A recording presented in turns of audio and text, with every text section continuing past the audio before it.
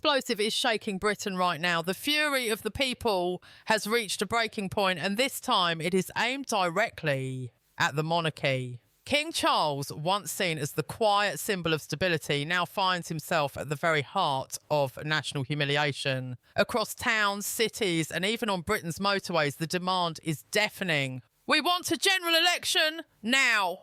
This is no ordinary protest. This is a tidal wave of anger, betrayal and desperation tearing through the nation. And the one figure who cannot escape the spotlight is the king himself. For millions, Charles is no longer the distant monarch of royal ceremonies. He is the man being called out, shamed and challenged by the very people his crown was meant to unite. The question Britain is now screaming into his silence is simple. Will King Charles rise to defend his people, or will he go down in history as the monarch who was humiliated when his country needed him most? The humiliation of King Charles did not erupt overnight.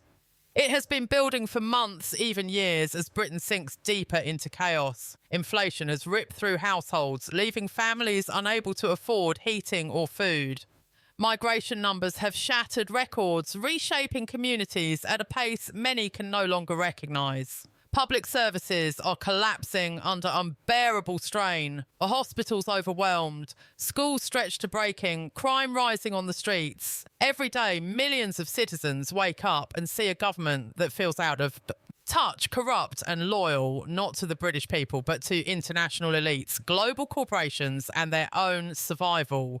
The frustration has been boiling for so long, and now it has exploded into the open. The fury is raw, the anger is personal, and the target has widened beyond Parliament itself. For the first time in modern memory, the crown is being dragged into the storm, and the king, by refusing to act, is seen not as a protector, but as a coward.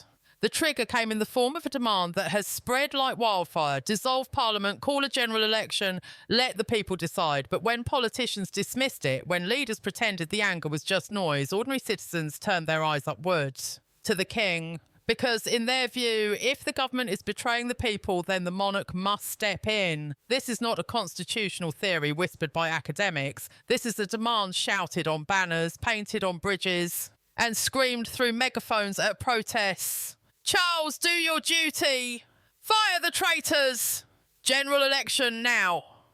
The slogans echo across Britain like a drumbeat of defiance, and with every passing day, the fury grows harder to ignore. For King Charles, the silence has become deadly. Each time he attends an international summit, speaks about the climate, or smiles alongside world leaders, his critics pounce. They say he is more interested in applause from global elites than in the cries of his own people. They accuse him of hiding behind ceremony while his nation burns. They brand him a monarch with no backbone, one who wears the crown but refuses to wield the power it represents. And in a country already drowning in crisis, that silence feels like the ultimate betrayal. To many, Charles has humiliated himself not by action, but by inaction, by standing aside when the people are begging him to lead. The pressure is not coming from a fringe movement. It is coming from ordinary Britons, mothers, fathers, workers, pensioners, students, people who feel abandoned by Parliament and betrayed by the crown. Social media is ablaze with hashtags demanding dissolution. Videos of protests are going viral, not just in Britain, but around the world. The humiliation of King Charles is now an international story, with foreign headlines questioning whether the British monarchy itself is collapsing under pressure. Commentators call it unprecedented. Never before in living memory has a monarch been so openly challenged by his own people, and never before has the silence of the crown felt so dangerous. The danger is simple yet devastating. The monarchy has always survived on loyalty, the deep, unshakable bond between the crown and the people. It has weathered wars, scandals and upheavals because the public still saw it as a symbol of stability above politics. But today, that bond is breaking. When citizens feel Parliament has betrayed them and the king ignores them, they ask the bluntest question of all: what is the point of the monarchy? Why keep a king who refuses to act, refuses to defend, refuses to use the powers he was born into? That question is spreading faster than any palace official can control. And if it takes root, The monarchy itself could be in danger of collapse. Britain now stands at a crossroads. On one side, the government insists the monarchy must stay silent, that Charles cannot interfere. On the other side, millions of furious citizens are demanding he do exactly that: intervene, dissolve Parliament, and force an election. Both the paths are perilous. If Charles acts, he will be accused of triggering a constitutional coup, of ripping through centuries of political convention.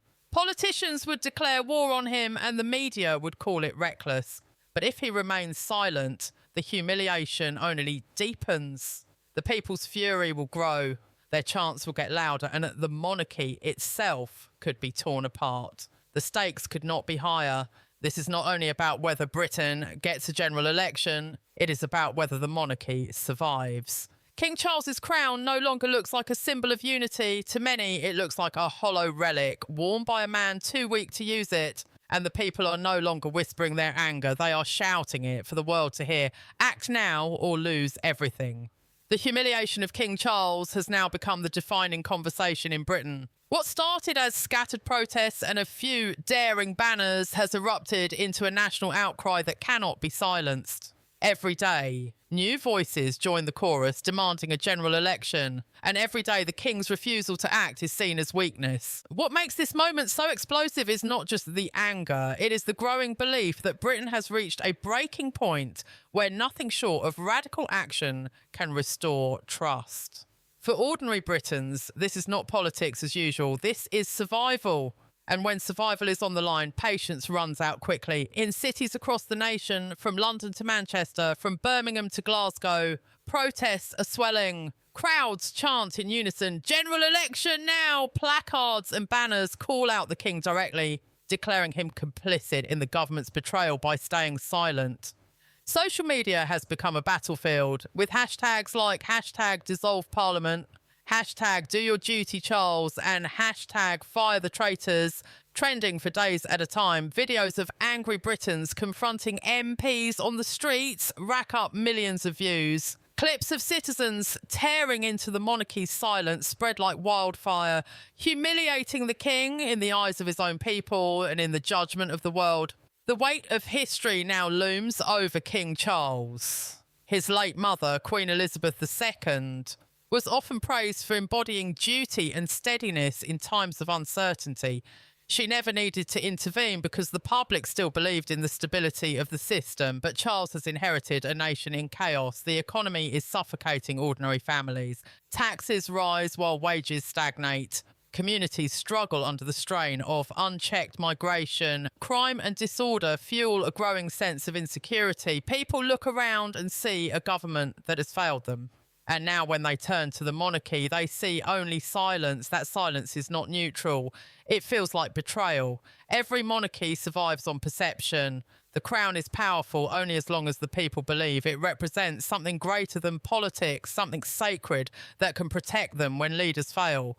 But when that perception cracks, when the public begins to see their monarch as spineless or irrelevant, the entire system trembles. That is why the humiliation of King Charles is so dangerous. Once the idea spreads that the monarchy no longer serves the people, the loyalty that has kept the crown safe for centuries could unravel in an instant. Already, commentators are warning of whispers once unthinkable. Is Britain heading towards the end of the monarchy? For the king, the choice is brutal. If he intervenes, dissolves Parliament and forces an election, he risks everything, his legitimacy, his reign, and perhaps even the monarchy itself. Politicians would cry foul, branding him reckless. The media would unleash a storm of criticism, accusing him of dragging the monarchy into a political brawl. Legal scholars would declare it a constitutional nightmare. The establishment would do everything in its power to destroy him. Yet if he remains silent, the outcome may be even worse. Silence breeds humiliation. Each day without action makes him look weaker, less relevant, and more out of touch. And the fury of the people only grows. The chants get louder. The banners get bolder. The demands become impossible to ignore. The king stands on a knife's edge. One side demands tradition, silence, and stability, no matter the cost. The other side demands action, courage, and risk, even if it shatters convention. Both the paths carry disaster. But the reality is that Charles cannot escape this choice. History has forced it upon him. And now the question haunting Britain is this: will he rise as the monarch who finally listened to his people, or will he be remembered as the king who was humiliated into irrelevance? The humiliation is not confined to Britain. International media has seized on the story, portraying the king as weak and cornered. Headlines in Europe, America and beyond frame Britain as a nation in revolt, its monarchy under siege. Analysts warn that if Charles cannot manage his own people, Britain's reputation abroad will crumble. The monarchy, once a symbol of stability admired across the globe, now looks fragile, uncertain, and humiliated before the world's eyes.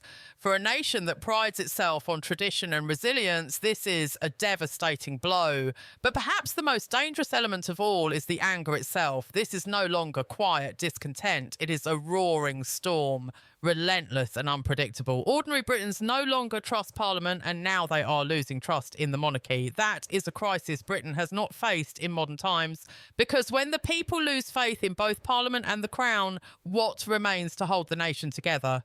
The fury of betrayal does not fade easily. It lingers, it grows, and it destroys everything in its path.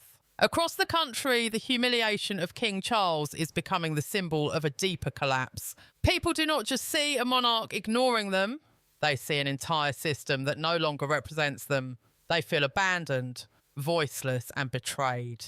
And in that vacuum of trust, dangerous questions begin to rise. If Parliament betrays us, if the King refuses us, then who is left to defend the people of Britain? Those are the questions being whispered in pubs, shouted in rallies, and shared in millions of posts online. And the answers to those questions could reshape Britain forever. The humiliation of King Charles is not just about his reputation, it is about the survival of the monarchy itself. For centuries, the Crown has endured wars, scandals, and revolutions by adapting to the times. But now Charles faces a moment unlike any other. The people are demanding he act, and his refusal to do so makes him look weaker by the hour. This is the nightmare he cannot escape. Act and risk everything, stay silent and lose everything. Either way, Britain stands at the brink. The King's next move will determine whether the monarchy survives or whether this humiliation marks the beginning of its end. The fury directed at King Charles has now transformed into something far bigger than isolated outrage. It has become a national reckoning. Across the country, the humiliation of the king is being discussed in homes, schools, workplaces, and online forums with the same intensity as war or disaster. Britain is gripped by a single question. If both Parliament and the monarchy fail the people, what future remains for the nation? This is no longer a constitutional debate. It is a struggle over identity, loyalty, and survival. And at the very centre of this storm stands King Charles, a monarch whose silence is seen as weakness and whose refusal to act has placed the monarchy itself on trial. What makes this moment so dangerous is the unprecedented collapse of trust. For generations, the monarchy has been seen as a stabilising force, a safeguard when politics spiralled out of control. Queen Elizabeth embodied this role so fully that her silence was never mistaken for weakness. It was seen as strength.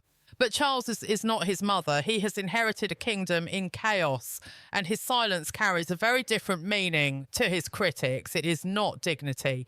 It is cowardice. It is betrayal. It is proof that the crown no longer protects the people when their elected leaders fail. And once that perception spreads, it becomes nearly impossible to reverse. On the streets, the protests intensify. Ordinary citizens, teachers, nurses, truck drivers and shopkeepers chant the same message: general election now. Act, Charles, act. Videos from protests capture elderly pensioners, their voices shaking with fury, accusing the king of abandoning them. Young workers hold up signs that read, "We cannot eat silence." The humiliation grows with every image shared, every chant repeated, every banner raised. For millions, it feels like the king himself has turned his back on them. And in their eyes, that betrayal cuts deeper than any failure of Parliament. The demands are crystal clear. Citizens want Charles to use his constitutional authority to dissolve Parliament and call a general election. They see this as his duty, his one chance to prove that the monarchy still serves the people.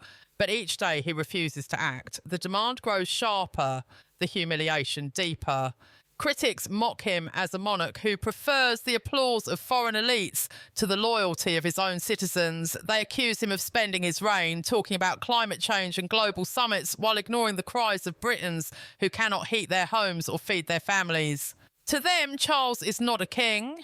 He is a hollow figure, draped in tradition but devoid of courage. The humiliation is magnified by the brutal contrast between expectation and reality. For centuries, the monarchy has been bound to the idea of service and sacrifice. The crown was not just jewellery, it was a promise that the monarch would stand as the final guardian when all else failed. Yet now, when millions believe Parliament has failed, Charles appears absent. And that absence is poisoning the very foundation of loyalty to the crown. When people ask, what is the point of a monarch who will not defend his people? They are not whispering. They are shouting. And once that question spreads, it threatens the survival of the monarchy itself. Inside Westminster, politicians dismiss the calls for royal intervention as reckless and unconstitutional. They laugh off the demands, insisting that Britain's democracy does not need the crown to step in. But their arrogance only fuels public rage. Because to ordinary citizens, Parliament is already broken, already corrupt, already deaf to their cries. They see politicians hiding behind tradition to protect themselves while the nation crumbles. And in that climate, Charles's refusal to act looks less like wisdom and more like complicity. The humiliation is not just that he has stayed silent. It is that his silence has made him appear to stand with the very politicians the people despise. International observers are stunned by how quickly the crisis has escalated. Foreign newspapers report on Britain's monarchy in peril. Analysts speak of a constitutional system on the brink of collapse. World leaders privately worry that Britain's internal chaos is weakening its global standing. What was once the most stable monarchy in the modern world now looks vulnerable, humiliated, and fragile. For Charles, the global humiliation is perhaps even more damaging than the domestic fury, because if Britain's allies and rivals alike see him as powerless, then the monarchy's symbolic strength on the world stage evaporates.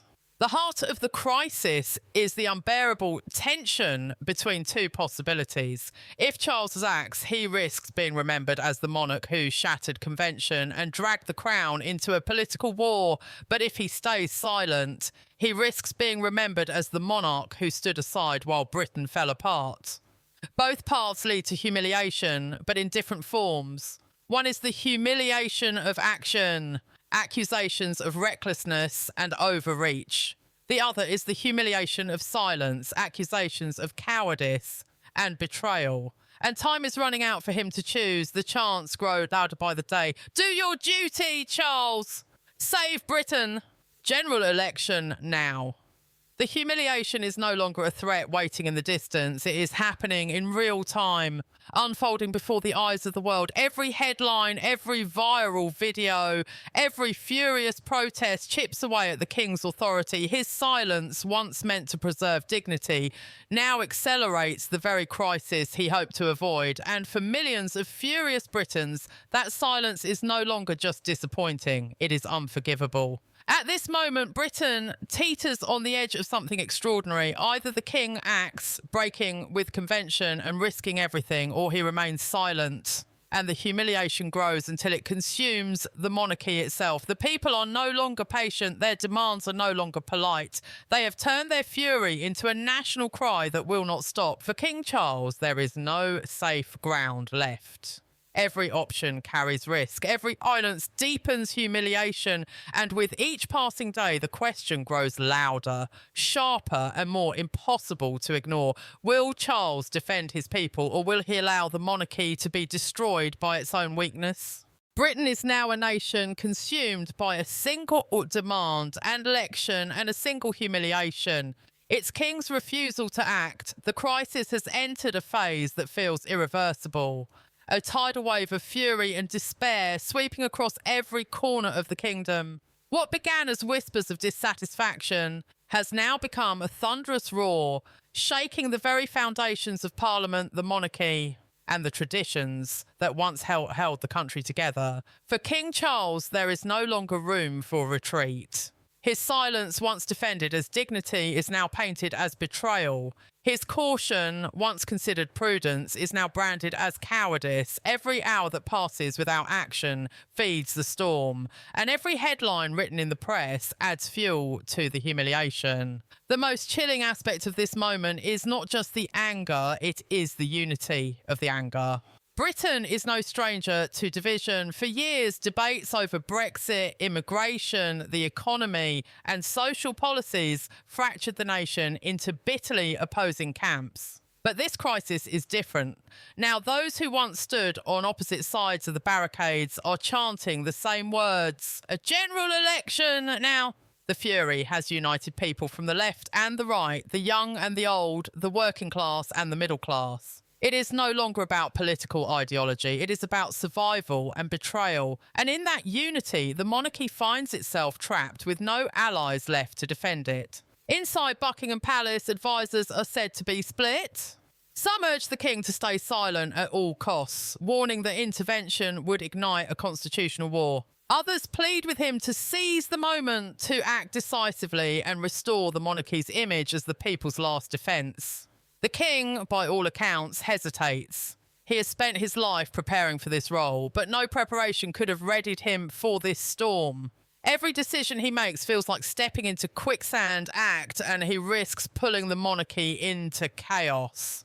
Stay silent and the humiliation spreads until the monarchy becomes irrelevant. It is a nightmare from which there is no escape.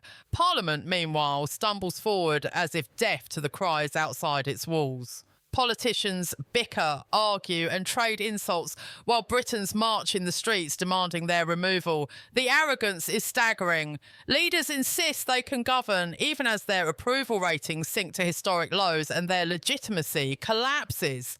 They mock the very people they are supposed to serve, dismissing their demands as hysteria. But what they fail to see is that this time the people will not back down.